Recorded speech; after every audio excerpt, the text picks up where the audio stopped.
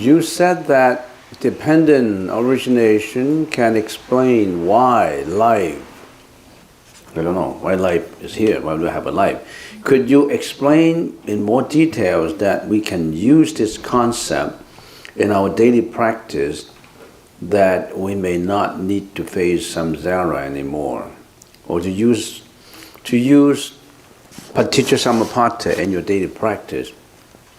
It's very usable, it's very practical, paticca. First of all, you have to understand what are these 12, we call it the 12 antecedental occurrences. We have 12 antecedental interdependent occurrences, 12. That's paticca. It's like going in a circle, in a loop. And there's 12 occurrences, and each occurrences has its own name so that we can think about it. And this occurrence, this loop, has no beginning, has no end. Imagine you draw a circle on the board. After you've drawn it, and you ask yourself a question.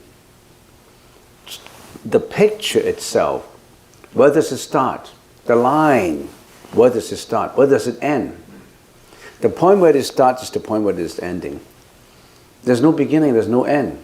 When you draw it, of course there's a beginning when you draw it, but once it is drawn, that's circumference. Does a circumference have any beginning itself? No, it's a circle. No beginning and no end. All right. Now, saying that, we still have to look at all these 12 occurrences. Right? Do you know what these 12 occurrences are? Because you want to understand how they can apply to you in your daily life so that you can practice it, so that you can attain enlightenment. Although we don't have a starting point, we don't have an ending point, but we have to start from somewhere. So the Buddha said, avidya. Avidya, A-V-I-J-A, avidya. Avidya is mental unconsciousness. Or some people say ignorance, or no thinking whatsoever. That's avidya. We comes from ignorance. Because of what we're ignorant, because of we are ignorant, we get born. Now, how does it mean? If I have to answer your questions, I really have to go through the 12 occurrences. And you see how much time I require to go through the 12 occurrences? I think I use at least 3-4 hours. Can you stay in for 4 hours? Those who can stay for 4 hours, please raise your hands. You can stay for 4 hours. I don't have 4 hours to talk about. But I can tell you, you go and you look for those occurrences, 12 occurrences, and I can give you some hints as to why the Buddha said these 12 occurrences explain life, human life, as a cycle. It also explains what? That's very important. We have to remember this. Explain every thought as the 12 occurrences. Every thought has 12 occurrences. Explaining life is easy because all this change, or how do we get born, and then after we're born, then we have this perception. After this perception, we're learning from the moms. That's the reason why we have nama rupa. And after nama rupa, we learn from our moms what a flower is, what a milk is, what all these names and all these images, mental images we learn. And then we have our own senses that we're perceptible to externalities, like salayatana, all these senses that are attaching to externalities. Because we're attaching to externalities, we create experiential thinking. We experience things. Because we experience things we produce feelings and sensations. We have pleasant feelings, unpleasant feelings, and neutral feelings. Because of all these feelings, we remember these feelings, we want pleasant feelings, we repulse unpleasant feelings. So we are fighting in between attractiveness and repulsiveness. Those we like, we love. Those we don't like, we hate. So you breed a lot of sensations and feelings and emotions in you. You're building up all these things. Because of these emotional feelings, you start to cling, to have cravings. You crave for things that give you sensational pleasures. You call happiness, quote unquote. You start to crave for emotional happiness. We call it sensuous pleasures. And you define that as happiness. And when you crave for those happiness, what are you trying to satisfy? You are trying to satisfy your what? Your self. But then what is your self? Self is a delusion, which I have already explained. So are you trying to satisfy something that does not exist? You are. We are. So we are satisfying our self that does not exist, and because of our self, we build up a lot of karmic energy, and this karmic energy, when we die, would pull us into the next loop, into the next cycle of reincarnation. And this is a life cycle we always, going around and around like a windmill. And because of this karmic energy, we were born again with avidya, previous life. With this avidya, we go through all this loop. We were born again, we reborn, we reincarnate in samsara. We're going all this life cycle. That is Paticcasamuppada in very, very brief, too brief an explanation. And then, this is just life cycle. How about each thought? Each thought is Paticcasamuppada. I'm sitting in here, I'm meditating, and all of a sudden, I'm a girl, I'm a lady, and all of a sudden I opened my eyes, I saw a handsome man. Oh, he looks really good. I got attracted to this man. So my mind is more or less imperturbable. My mind is more or less at peace. Same thing as a guy looking at a woman. Oh yeah, that woman is really good. I like him. I like him to be my girlfriend. You start to what? You are originally, I wouldn't say serenity of mind. You have more or less a calm mind, that you didn't have too much sensation, you then didn't have too much emotions, but all of a sudden you have a craving for what? I don't know. For sexual attractiveness. And because of sexual attractiveness, what's the next thing what's the next things that you begin to realize? Your physical hormones start to stir. You know what I mean, guys? You know what I mean, girls? you have all of a sudden you have these physical hormones working in you, and you have actually, the Buddha said that is discomfort, but you regard it as comfort. You did this stirring up of hormones. It's just great. You like it, great. I mean, you're stirring up all this, and what do? You keep on building up this harmonic, agitation, and finally, you may carry out some action somewhere as a continuation of this kind of sensual pleasures, and then you may get into trouble. So all this thought, every thought, this is a guy coming by. This thought triggers what? Triggers perception, triggers attachment, triggers repulsiveness, triggers attractiveness, triggers craving, triggers, I don't know, so many things. The Pali call it tanha. Tanha is loving, craving. And then you have upadana, which is, I love it, I want to look for it, I want to grab onto it, money, reputation, fame, all these things. And then, afterwards, everybody has to face it. What are you facing afterwards? Death. Then you die. Dying is not a final process. You die with all this energy that you've been building up on you. We call it karma. You build all this karma. What is this karma? Is this karma an actual thing? This karma is kind of energy. You can't see energy, but you've been building it up. All this karma act on you, and then with this karma, you reincarnate into the next lot, into the next life. Will you be rich? Will you be healthy? Will you be poor? Will you be unhealthy? Depends on your karma. Some people have bad karma. They were born as a baby and they die inside the mother's womb. They were born in a poor family.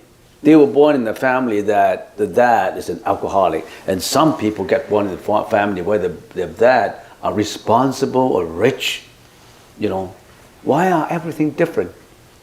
Because everybody's creating different karmic energy that brought you to the next life. So you're all this in a loop, and the loop starts with avidya. You're ignorant of it. You don't know. You don't have the right concept. You don't have samaprajnaya. You don't have dhamma ditti. You don't have the right view on things. You never practice. You don't know what is anicca, dukkha.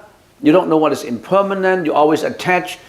You always have an aggrandizing. You're always enhancing your ego. You're always trying to better yourself. In the process of it, you're building up a lot of bad karma, and you're working in a loop.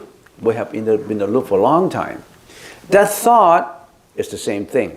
It starts from ignorance, and because of that thought, you have this thought come up, the second thought, third thought, and one thought gives way for another thought. Antecedental means giving way. One antecedental, interdependent occurrence.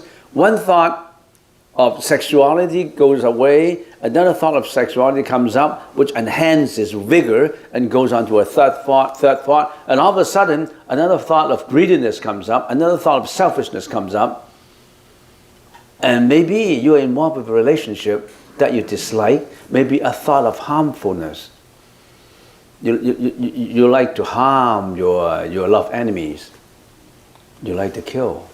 You like to destroy because of jealousy. You like to lie. You like to steal. You like to do many, many things. So that thought breeds up. That thought is also in anicca samapata itself. So how do you stop it? How do you stop that thought of ignorance? How do you stop that life of ignorance that leads you to a reincarnation? You have to purify your ignorance. You don't let your ignorance come up. You have to practice what? You have to practice samadhi. You have to practice samatha vipassana. You have to have the right concept. You need the samadhi. You need these concepts, these Buddhist concepts. The Buddha is teaching these concepts in your introspection as security to guard you against this senses going astray. So you need prajna. You need all these to correct the samapata. So if you ask me how to explain it, you need first of all to have the right stabilization. Just simply put, calm your mind, relax your body so that you can stop your wandering, vicious, unwholesome thoughts first. In other words, sila, to stop doing wrong things first. The next is bhatta in the Pali language. Bhatta is what? Doing good. Stopping bad deeds and doing good deeds. That's the first criteria in removing your ignorance. And then that's not enough. You still have to need the introspection, build up your wisdom. So in other words, if we're looking at the Noble Eightfold Path, the Buddha said there are 8 paths, 8 ways that we have to follow in order to purify, to get rid of our ignorance. There are 8 ways. What are these 8 ways?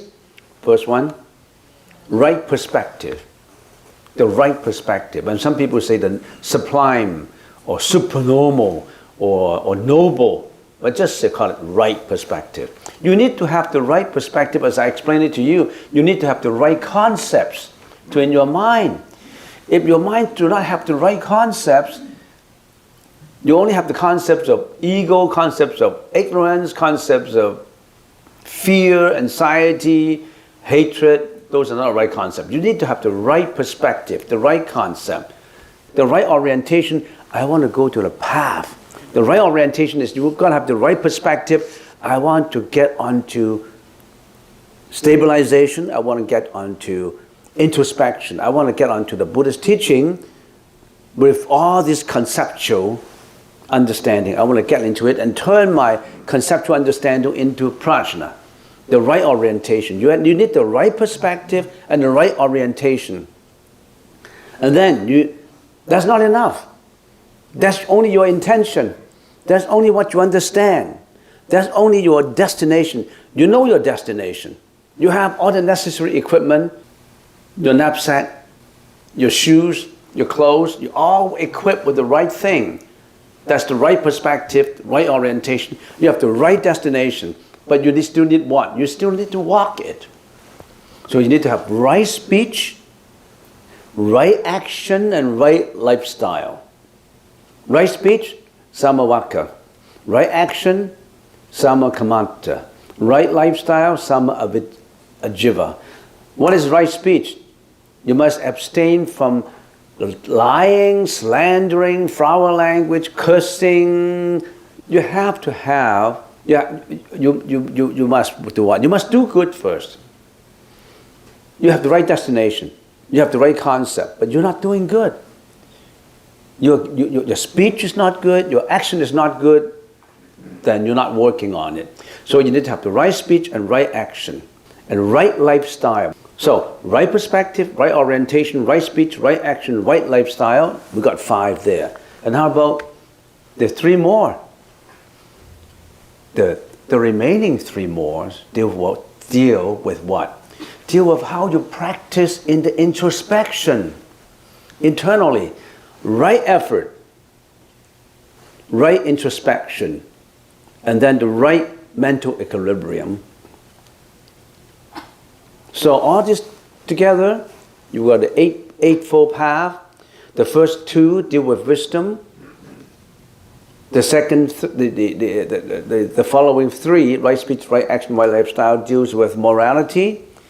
And right effort, right introspection, and right mental equilibrium deal with meditation. So you have wisdom, morality, and meditation. You have to use wisdom, morality, and meditation to walk your path, to correct your path of paticca samuppada. This is in a nutshell, and it's too shallow a nutshell. You need more. In the next session, or in the following 2 sessions, we need to probe into more detail of the Noble Eightfold Path, more Noble Eightfold Ways, in order to fully understand and appreciate what the Buddha said about it. And I don't know if I can answer your question. It's too difficult to answer the question. I'm getting more and more. Sometimes when I answer questions, I thought they're easy, but I find out more and more than questions. If I'm too demanding on myself, I cannot answer questions at all. If I'm too demanding on myself, I cannot answer questions at all, because every question, the answer I give you is just a superficial answer. Maybe we shouldn't be looking for perfection. We should look for life is imperfect.